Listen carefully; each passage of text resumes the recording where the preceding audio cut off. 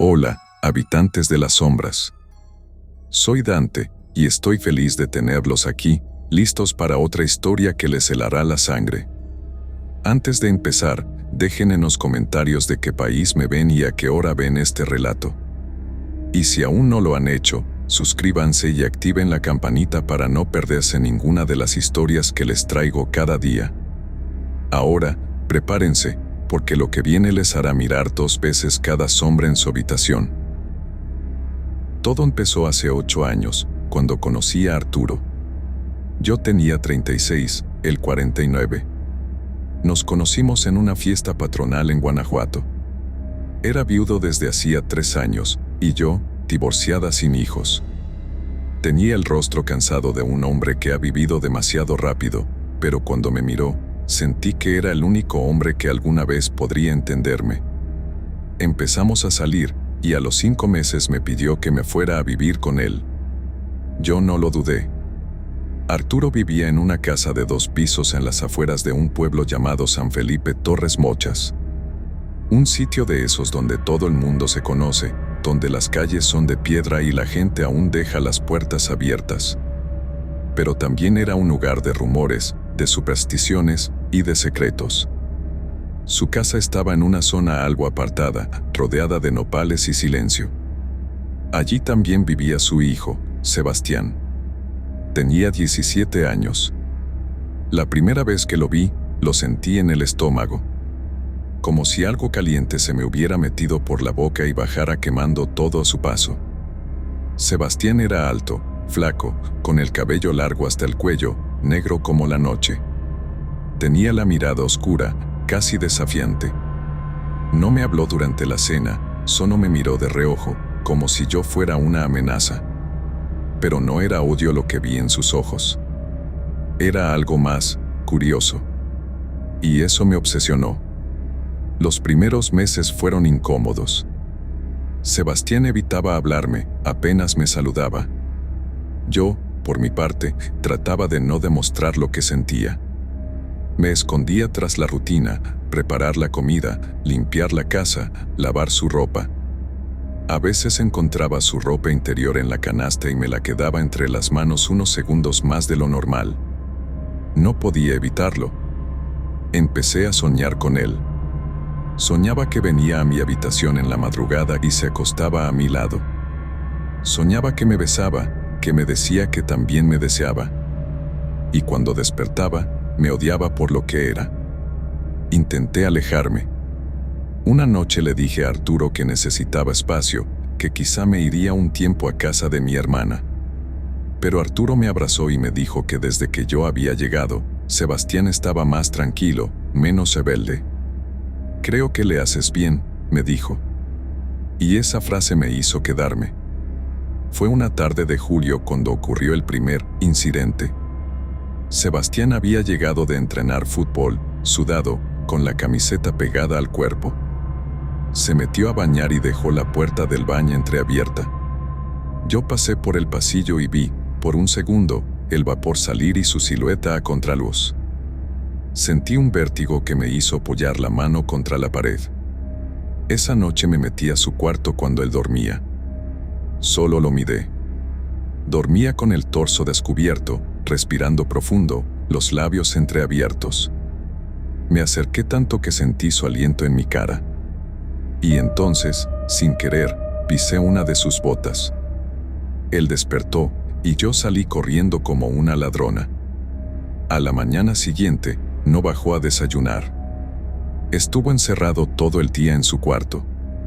Y yo, como una idiota, me puse a llorar en la cocina. Arturo pensó que era por la pelea que había tenido con su hijo, pero no. Era culpa. Era deseo. Era rabia.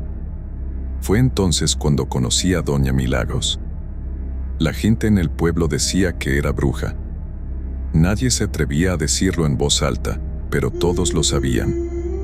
Vivía en una casita cerca del arroyo, entre árboles de guamúchil y ramas secas colgadas como amuletos. Yo fui un martes por la tarde, fingiendo que quería un Lintia porque me sentía muy cargada. Me miró sin hablar durante varios segundos. Era una mujer de piel arrugada como pergamino, con los ojos más amarillos que he visto en mi vida. Me senté frente a ella y antes de que pudiera decir algo, me dijo: «No me digas que lo amas. Lo sé desde que cruzaste la puerta». Me quedé helada. No entendía cómo lo había adivinado. Pero no me detuve. Le conté todo. Cada pensamiento, cada sueño, cada vez que lo había observado a escondidas. Ella me escuchó sin juzgar. Luego fue a buscar algo detrás de una cortina, un frasco pequeño con un líquido verdoso. «Esto lo vas a poner en su comida. No toda, solo 3 gotas. No más. Y cada noche, durante 7 días, pon bajo tu cama esta vela», me dijo, entregándome una vela negra, gruesa, con símbolos tallados en espiral. «¿Y eso qué hará?», pregunté. «Lo que deseas. Pero debes estar segura. Porque no hay regreso». Esa noche empecé el ritual. Le puse 3 gotas en su jugo de naranja.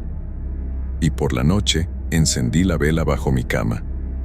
A la mañana siguiente, noté algo extraño. Sebastián no podía dejar de mirarme. No hablaba, pero me seguía con la mirada como si estuviera tratando de entender algo. Y cada día, esa mirada se hacía más intensa. El 4.º día, me habló. «Anoche soñé contigo», me dijo, sin dejar de mirarme. Sentí un escalofrío recorrerme desde la nuca hasta las piernas. «¿Qué soñaste?». «Que me abrazabas. Y que me decías cosas que no entendía». No supe qué decir. Solo sonreí, nerviosa. El 6.º día ocurrió algo más. Entró a la cocina cuando yo estaba lavando los platos y se paró detrás de mí, tan cerca que sentí su pecho contra mi espalda. «Hueles bonito», susurró. Me giré para enfrentarlo, pero no pude hablar. Sus ojos estaban fijos en los míos, sus pupilas dilatadas. Parecía en trance. Como si no fuera él. El 7.º día no pude más. Me metí a su cuarto en la madrugada, pero esta vez no me detuve. Lo toqué. Lo besé. Él no se resistió. Sus manos temblaban, pero me abrazó. No hablamos. Solo dejamos que pasara. Esa mañana, Sebastián no bajó a desayunar. Y Arturo me miraba raro, como si supiera algo. Me preguntó si todo estaba bien, y asentí. Pero dentro de mí, algo había cambiado. Las noches siguientes fueron iguales. Secretos bajo las sábanas, miradas cómplices en la mesa, silencios que gritaban verdades. Hasta que empezó la pesadilla. Todo comenzó con ruidos. Golpes en las paredes a las 3 de la madrugada. Puertas que se abrían solas. Objetos que se caían de los estantes sin razón. Una noche, escuché pasos afuera de mi cuarto, pero cuando abrí la puerta, no había nadie. Fui al cuarto de Sebastián, y él también estaba despierto. «No puedo dormir», me dijo. «Siento que algo me mira desde la ventana». Y entonces lo vi. Una figura parada detrás de la cortina. No era humano. Era una sombra con ojos, inmóviles. Cuando grité, desapareció. Llevé el frasco de regreso con Doña Milagros, desesperada.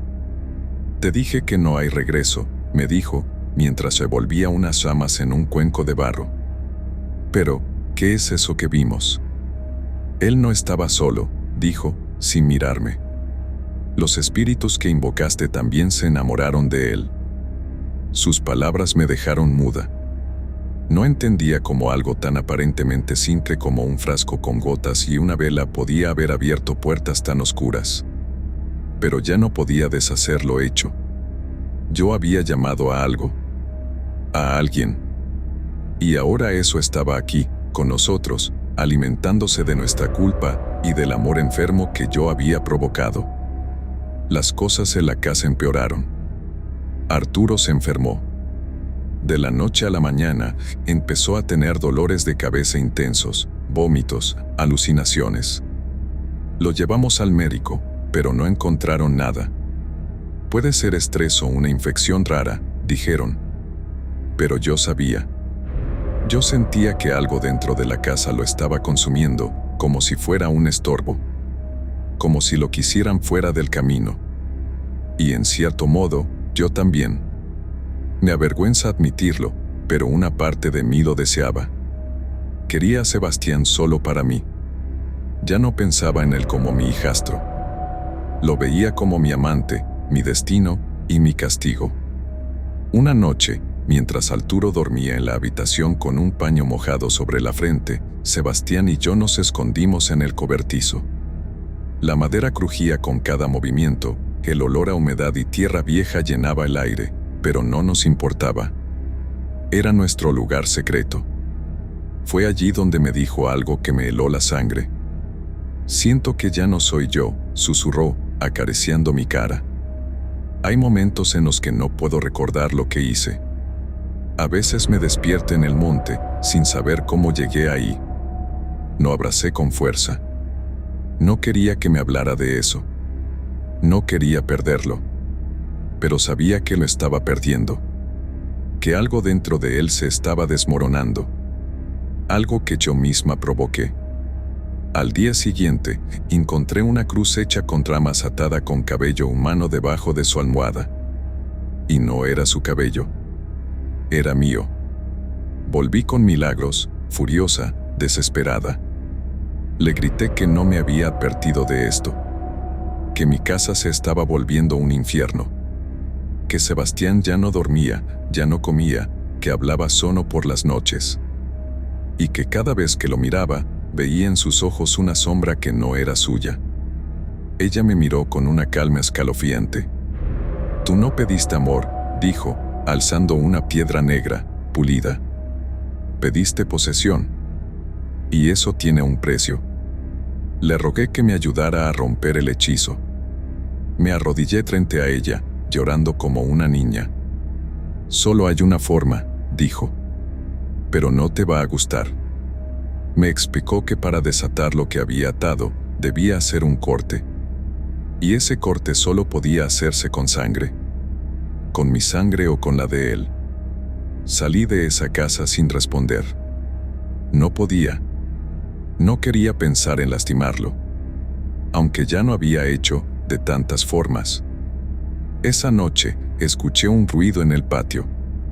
Me levanté con el corazón latiendo en la garganta y fui a ver. Lo encontré allí, de pie frente al pozo. El cielo estaba cubierto, sin estrellas. La luz de la luna apenas alcanzaba a dibujar su silueta. Llevaba los pies descalzos, la ropa mojada. Y hablaba solo. Me acerqué con cuidado. Lo escuché murmurar nombres.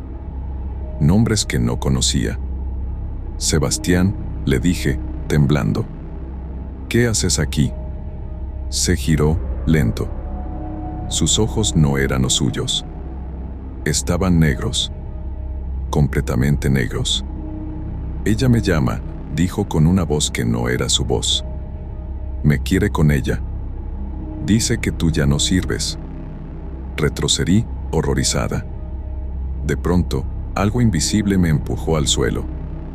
Caí de espaldas, golpeándome la cabeza. Cuando abrí los ojos, Sebastián estaba encima de mí, mirándome con odio, con los dientes apretados, con lágrimas saliendo de esos ojos oscuros como carbón. «Te odio», gritó. «Me arruinaste. No sé quién soy». Luché por quitarlo de encima, pero era como si tuviera una fuerza sobrehumana. Entonces, lo vi, detrás de él. Una figura alta, cubierta con un velo negro, flotando sobre el pozo. Sin rostro. Sin forma definida. Solo un hueco donde debía estar la cara. Y de ese hueco, salía un sonido, como un suspiro que se multiplicaba. Sebastián empezó a convulsionar. Gritaba. Lloraba. Se golpeaba el pecho. Logré empujarlo y corrí al cuarto de Arturo. Él seguía inconsciente, sudando, murmurando cosas sin sentido. No sabía qué hacer.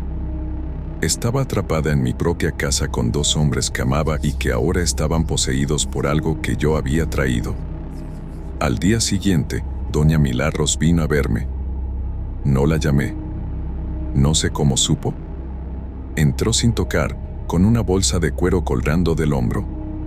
Esta noche lo liberamos, me dijo. No pregunté más.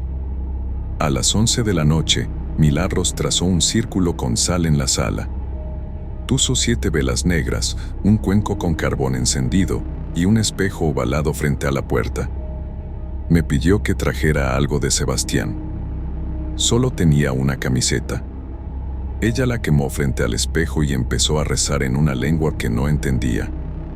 Algo se quebró en el aire, como si la casa respirara hondo por primera vez en años. Y entonces, Sebastián bajó las escaleras. Sus pies no tocaban el suelo. No te lo voy a permitir, dijo la voz que salía de él. Es mío. Su alma ya me pertenece. Milagros gritó un nombre antiguo, lleno de fuerza. Y el espejo estalló. Sebastián gritó como si lo estuvieran desgarrando por dentro. Cayó de rodillas, convulsionando, mientras la figura negra aparecía detrás de él. Yo grité. Me lancé hacia él, pero Milagros me detuvo. No cruces el círculo, me advirtió. La figura soltó un chillido agudo, como un cerdo siendo degollado. El fuego de las velas se volvió azul. El suelo tembló. Y entonces, todo se apagó. Desperté en el piso. La casa estaba en silencio. Sebastián estaba en el suelo, inconsciente, pero respiraba. Milagros tenía la cara pálida, las manos manchadas de sangre. Se fue, por ahora, susurró. Pero el precio no está pagado. ¿Qué quieres decir? Ella me miró. Tienes que irte. ¿Irme? De su vida. De su casa. De su historia. Si no lo haces, volverá.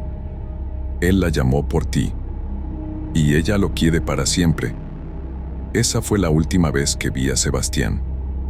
Me fui esa misma madrugada. Dejé todo.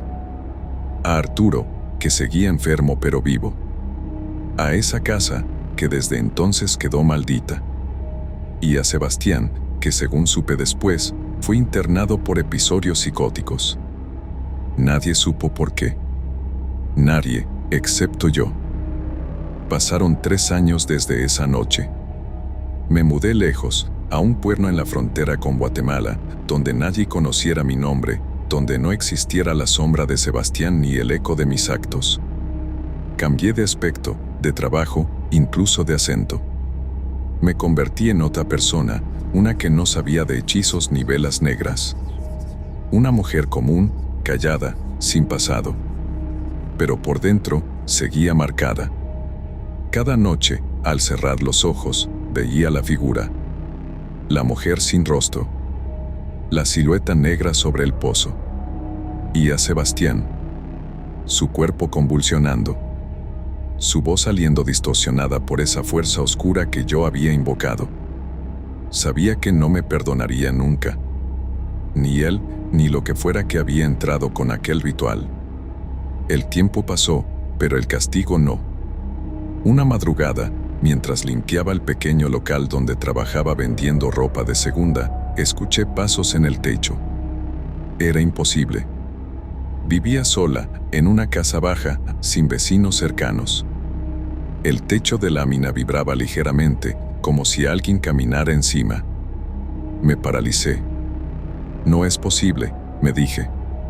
Ya pasó. Ya terminó. Entonces, alguien golpeó la ventana del fondo. Un solo golpe. Seco. Fuerte. Me armé de valor, tomé un cuchillo y caminé en silencio hacia el patio. No había nadie.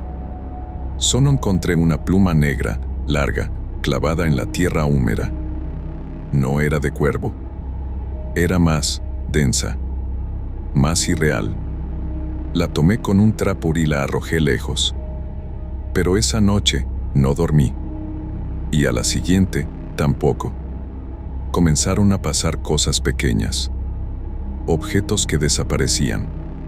Ruidos que no tenían explicación. La luz que titilaba cada vez que me nombraba a mí misma en voz alta. Soñaba con Sebastián caminando hacia mí con la boca cosida. Y detrás de él, siempre ella. La mujer del pozo. Más alta, más cercana, más presente. Entonces lo supe. No se había ido.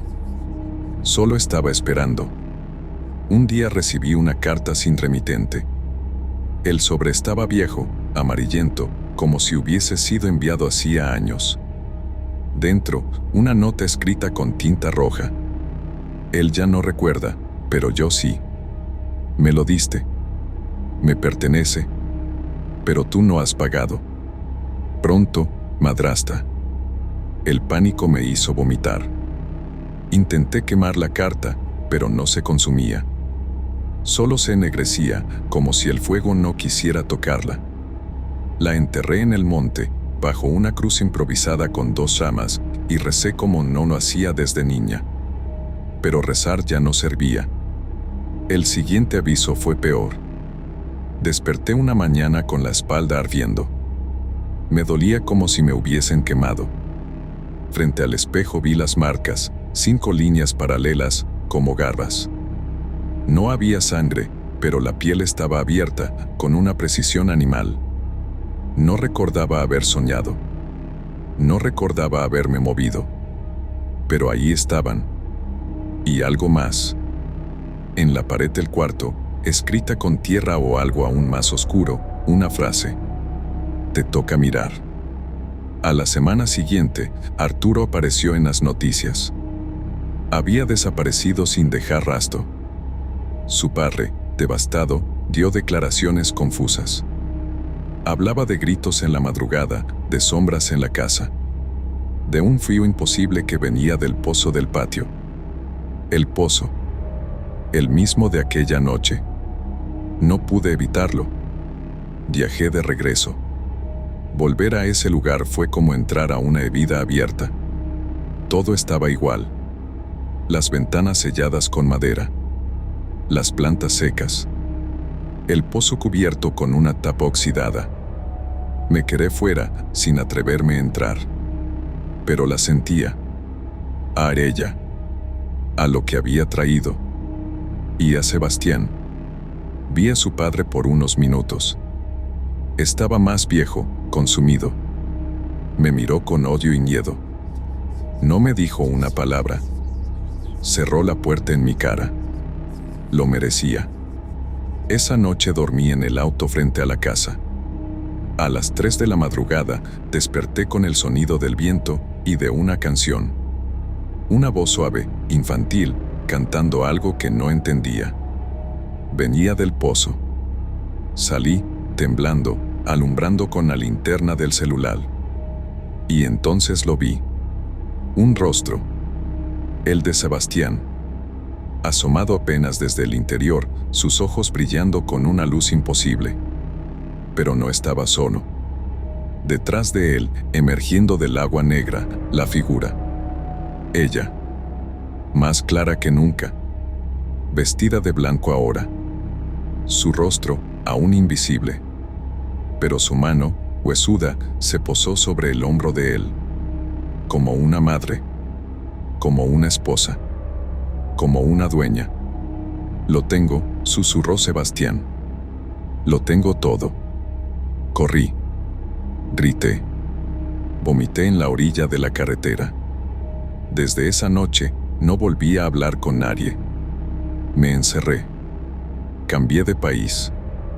Me convertí en un fantasma con nombre falso. Pero a veces, en el reflejo de las ventanas, no veo mi rostro. Veo el de ella. Y escucho a Sebastián, cantando. Una canción que ya no es de este mundo. Y cada día, siento que se acerca más. Porque no se trata solo de lo que hice. Se trata de lo que desaté. De lo que ahora me sigue. De lo que no me perdona. Y jamás me dejará vivir en paz. Porque yo no fui solo una madrastra enamorada. Fui una mujer egoísta. Y fui una bruja. Y las brujas no tienen final feliz.